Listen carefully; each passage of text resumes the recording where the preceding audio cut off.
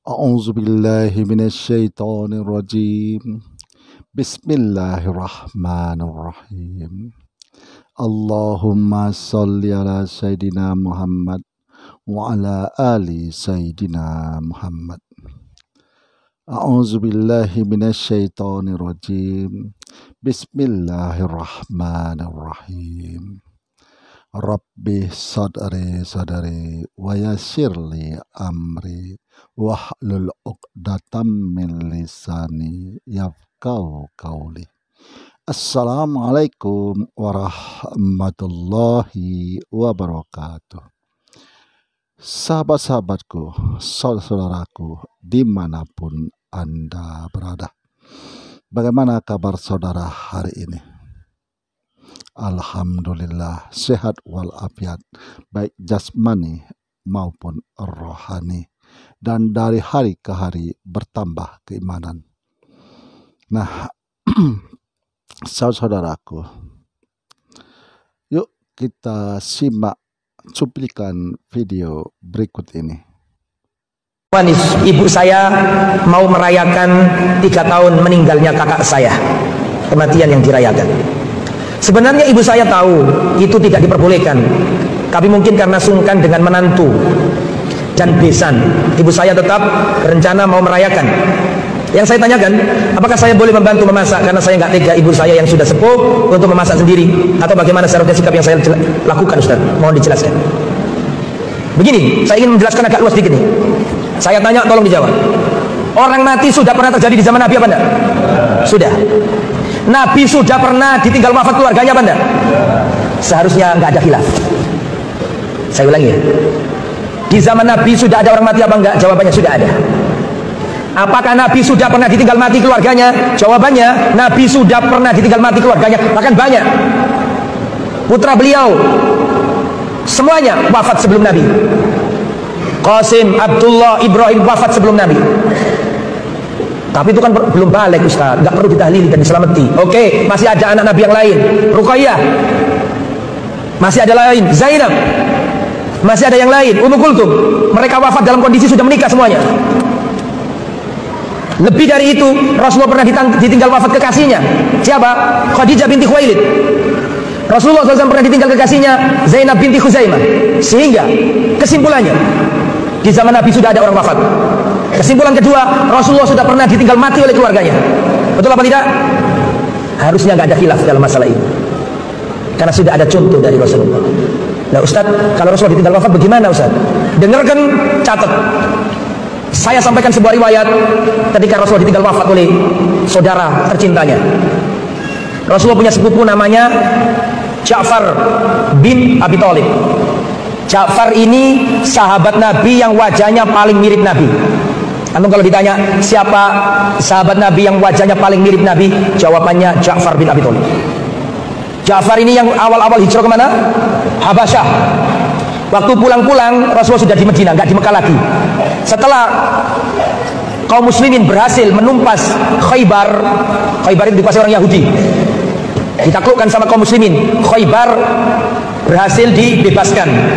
Di saat itu Ja'far datang.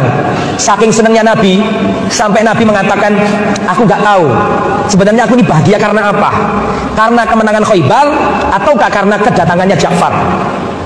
Paham maksud saya? Berarti Nabi senang nggak sama Ja'far?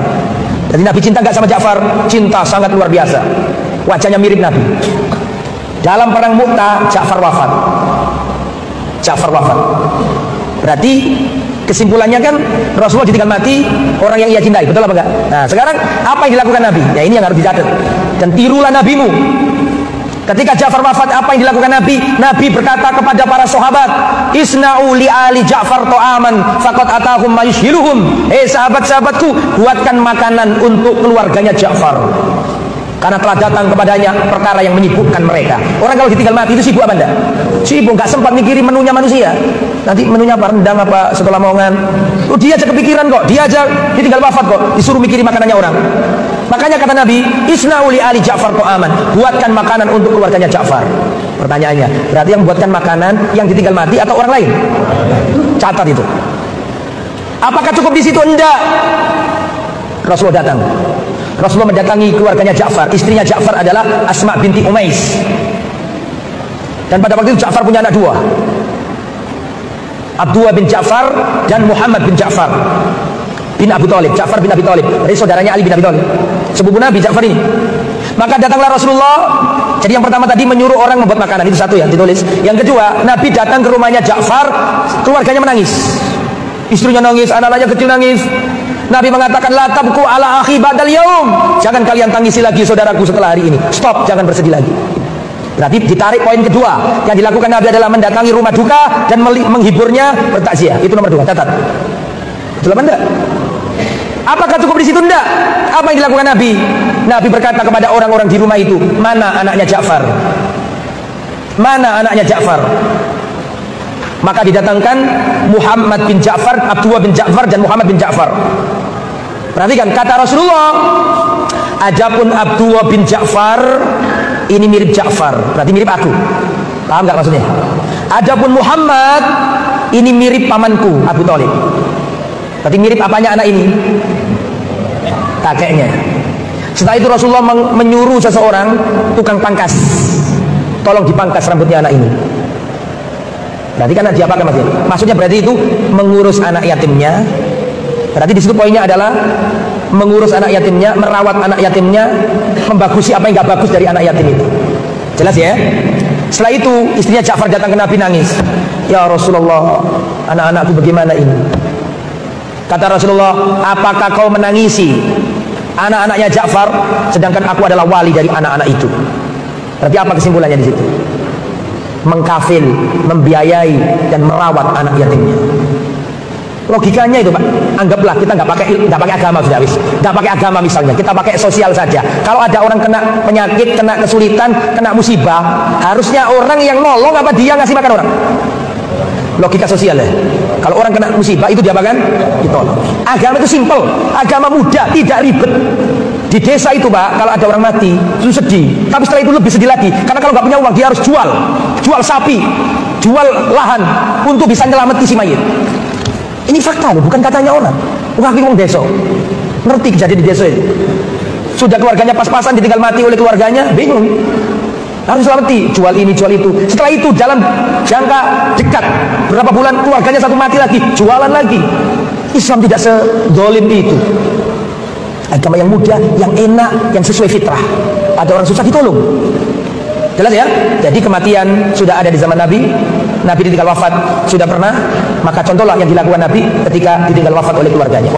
Para sahabat mengatakan, kunna na'uddu al-ijtima'. Kami menganggap kumpul-kumpul di rumah orang mati dan dihidang-hidangkan makanan minan niyaha, termasuk meratapi mayit. Yang ngomong siapa ini? Sahabat Nabi.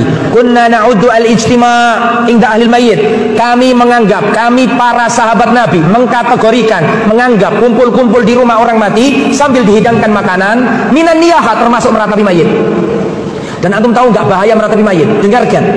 Rasulullah mengatakan, yu'adzabul mayyit bima niha alaihi. Mayit akan diazab karena ratapan keluarganya.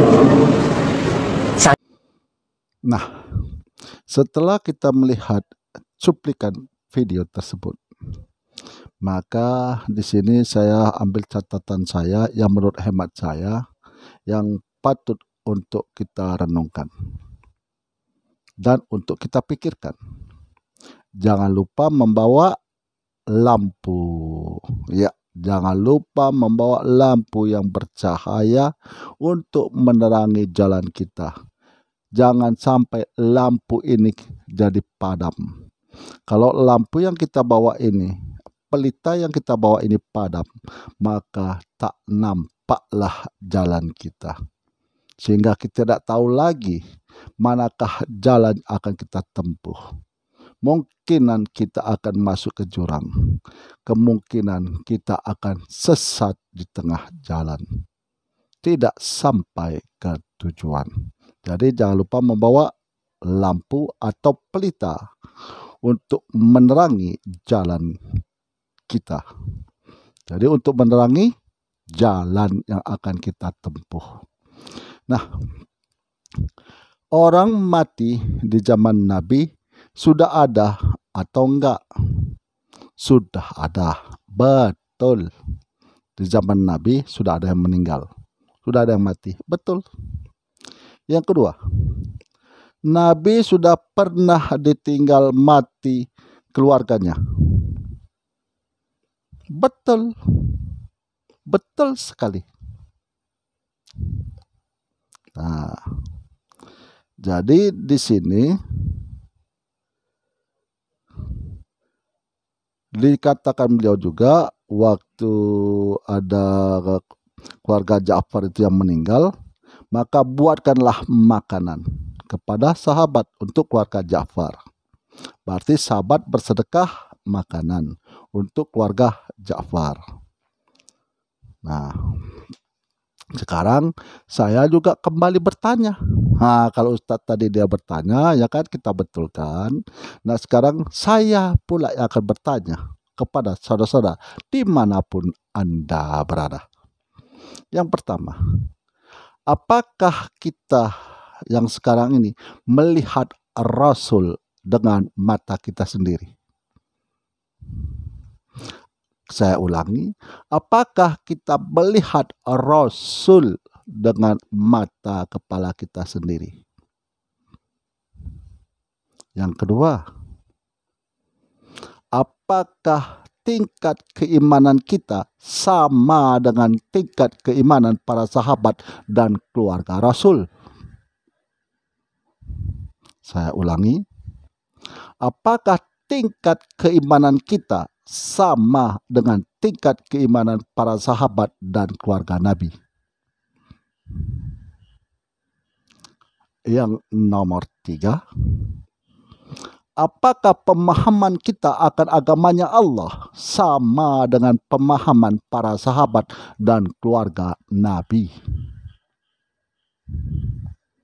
Nah, jawablah itu. Nah, di sini beliau juga mengutip perkataan dari para sahabat. Nah, jadi mengutip perkataan dari para sahabat. Ini. Kumpul-kumpul di tempat orang yang mati dan dihidangkan makanan termasuk meratapi mayit. Jadi kumpul-kumpul di keluarga ahli bait dengan memakan makan yang dihidangkan disebut meratapi mayit. Betul. Kenapa betul, Pak? Karena mereka tidak mengaji. Mereka kumpul-kumpul dan makan-makan sama dengan orang di pesta. Makanya tetangga sebelah kita, Wahabi Salafi, dia lebih suka diundang ke orang yang punya hajatan, pernikahan, sunatan daripada ikut tahlilan. Karena ini yang diambilnya, dalilnya. Dalilnya ini yang diambilnya. Kumpul-kumpul di rumah orang mati dan dihidangkan makanan termasuk meratapi mayit. Bedanya di sini rumah orang yang meninggal. Kalau di pesta di rumah orangnya hidup. Intinya sama, kumpul-kumpul dan makan-makan. Itu. Nah, sementara tahlilan tidak. Tahlilan itu adalah membaca tahlilan. Tahlilan kata dasarnya tahlil. Nah, tahlilan itu kata dasarnya tahlil. Tahlil itu adalah mengucapkan kalimat tauhid, la ilaha illallah, la ilaha illallah. Nah, perintah Allah dalam surah Muhammad, pikirkanlah dan renungkanlah isi Al-Quran. Nah, ini yang kita pedomi. Pikirkanlah dan renungkanlah isi Al-Quran. Nah, ini juga kita pikirkan dan kita renungkan isi tahlilan. Yang kata mereka itu adalah hal-hal yang baru dalam agama Islam. Nah, baik, kita kupas satu persatu. Kita waktu mendatangi rumah duka beramai-ramai. Kenapa kita mendatangi rumah duka tersebut? karena itu adalah saudara kita satu akidah beragama Islam. Nah, setelah kita berkumpul, dipimpin oleh seorang ustadz untuk memulai acara tahlil. Untuk mulai membicarakan tahlilan, dipimpin oleh seorang ustadz. Nah, di situ mulailah kita membaca istighfar. Membaca istighfar 3 kali. Sudah tuh membaca surah Yasin. Nah, ada yang kadang-kadang dia membuat yang secara singkat aja, membaca istighfar, membaca surah Yasin, lalu membaca tahlil, la ilaha illallah, la ilaha illallah, dan ditutup dengan doa. Ada yang lengkap, mulai dari istighfar, membaca surah Yasin, membaca surah Al-Ikhlas 3 kali, Al-Falaq sekali, surat An-Nas sekali. Udah tuh disambung lagi dengan membaca surah Al-Baqarah. Udah tuh disambung lagi dengan membaca surah Ayatul Kursi, dengan surah lagi yang membaca salat Nabi. Baru ditutup dengan doa. Semua bacaan-bacaan tersebut dilimpahkan kepada si mayit. Semua yang hadirin yang membaca tadi surah-surah di dalam Al-Quran tadi, yang membaca firman-firman Allah tadi, dilimpahkanlah pahalanya kepada si mayit, termasuk keluarga ahli bait. Ahli bait juga ikut membaca di situ. Nah, di mana hal-hal yang baru? Beristighfar di zaman Nabi ada, membaca surah-surah di dalam Al-Quran ada di zaman Nabi, membaca tahlil la ilaha illallah ada di zaman Nabi, bersalawat ada di zaman Nabi, baca surah Al-Baqarah ada di zaman Nabi, membaca surah Yasin ada di zaman Nabi, membaca surah Ayatul Kursi ada di zaman Nabi, bersalawat ada di zaman Nabi, mendoa ada di zaman Nabi. Di mana hal yang baru? Pemahaman macam apa itu yang mengatakan hal-hal yang baru di dalam agama? Agama itu sudah sempurna. Mana yang baru? Baru yang mana? Yang baru itu di dalam tahlilan itu yang mana? Kok pemahaman itu meleset sekali gitu loh. Nah, apakah doa kita melimpahkan pahala dari bacaan-bacaan tertentu sampai? Sampai. Dan bagaimana Pak dengan makanan yang dihidangkan? Makanan yang dihidangkan itu ada inisiatif daripada ahli bait. Sementara orang yang datang tadi ke rumah duka tidak pernah minta dihidangkan makanan atau ditentukan makanannya. Terserah ahli bait. Mau bikin air putih aja boleh. Mau bikin makanan nasi sama ikan nasi tepi tahu boleh. Mungkin di antara masyarakat ada yang gengsi. Akhirnya dia berutang meminjam uang sana kemari hanya untuk mengadakan tahlilan. Padahal tidak ada ketentuan masalah makanan. Nah, karena apapun yang disediakan oleh ahli bait untuk bersedekah atas nama mayit, maka akan dimakan bersama-sama karena itu sedekah, termasuk sedekah jariah. Nah, kita lakukan perbandingan. Nah, kalau kita melakukan perbandingan jangan meleset. Ini yang melakukan perbandingan kadang-kadang jauh meleset. Itu kalau kita melakukan perbandingan anak SD ya sama-sama anak SD. Kalau kita mau perbandingkan anak SMP ya sama-sama anak SMP. Jangan dibandingkan anak SMP sama anak TK. Itu tidak sebanding namanya. Kalau zaman sekarang mengatakan tidak level gitu loh. Tidak level gitu loh. Kalau mengadakan perbandingan itu yang sama, yang sederajat, yang selevel. Nah, tahlilan ini, kita ambil ke perbandingan. Tahlilan ini adalah untuk orang yang sudah meninggal. Kita ambil perbandingan untuk orang yang sudah meninggal juga. Nah, baru kan satu level, sama-sama orang meninggal. Nah, yang pahalanya dilimpahkan kepada orang yang meninggal. Nah, kita ambil contoh sebagai bahan perbandingan. Bagaimana orang yang ingin menghajikan orang tuanya yang sudah meninggal?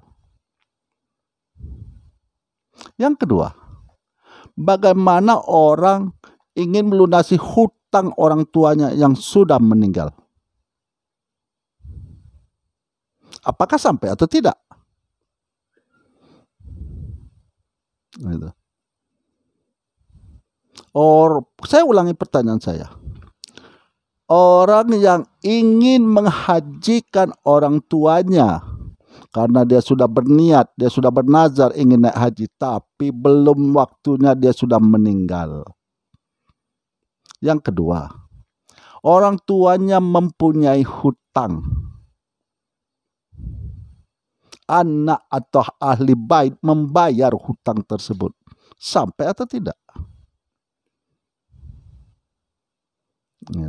Sama-sama orang meninggal toh.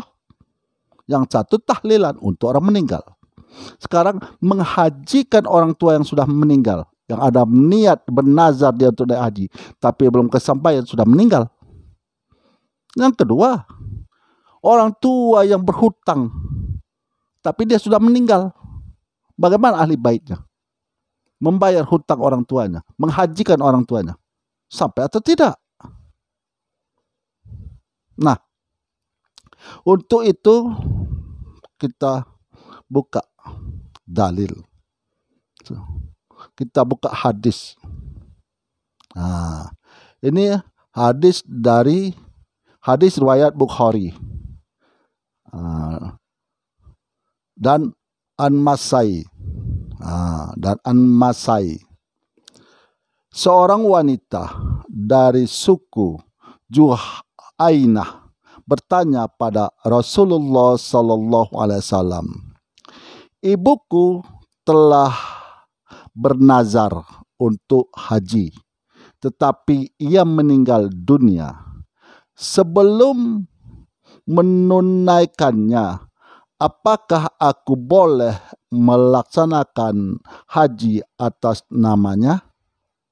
Jadi ada seorang wanita dari suku Juhainah bertanya kepada Rasul.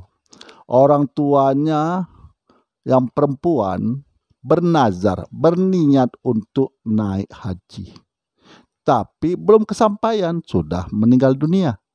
Bolehkah anak perempuannya untuk melaksanakan haji atas nama ibunya? Dijawab sama Rasul, boleh. Boleh. Berhajilah menggantikannya. Jadi Rasul mengatakan boleh. Berhajilah menggantikan ibunya. Nah, berarti sampai hajinya, hajahnya yang dilaksanakan oleh anaknya itu. Jadi ibunya hajah. Karena Nabi sudah mengatakan boleh, laksanakanlah haji untuknya. Nah, Nabi di sini bertanya, bagaimana pendapatmu jika ibumu memiliki hutang? Bukankah engkau akan membayarnya? Jadi di sini kita kalau ada orang tua kita yang punya hutang, kita harus membayar. Kita bayar hutang-hutang orang tua kita. Kalau tidak dibayar, tersiksa di alam barzah. Berarti sampai. Begitu juga tahlilan. Tahlilan juga didoakan untuk ahli bait, untuk si mayit. Nah, tahlilan tadi, baca-bacaan surah-surah di Al-Quran tadi, salat Nabi, dilimpahkan pahalanya kepada mayit sampai diadakan oleh siapa? ahli bait. Bagaimana dengan sedekah tadi atas nama mayit sampai gitu. Nah, di sini saudaraku yang selalu saya katakan, hanya baru bisa membaca, menghafal, lalu menyampaikan. Mengatakan hal-hal yang baru. Hal yang baru apa di dalam tahlilan? Tidak ada yang baru di situ. Semuanya ada di zaman Nabi. Nah, masalah kita makan-makan di tempat ahli bait, itu infak sedekah. Ahli bait ingin bersedekah. Salah satu amal jariah. Amal jariah itu bersedekah. Bersedekah makanan, bersedekah minuman.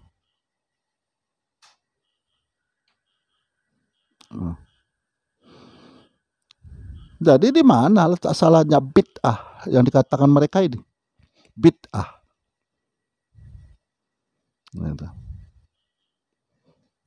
Nah, begitulah sahabat-sahabatku.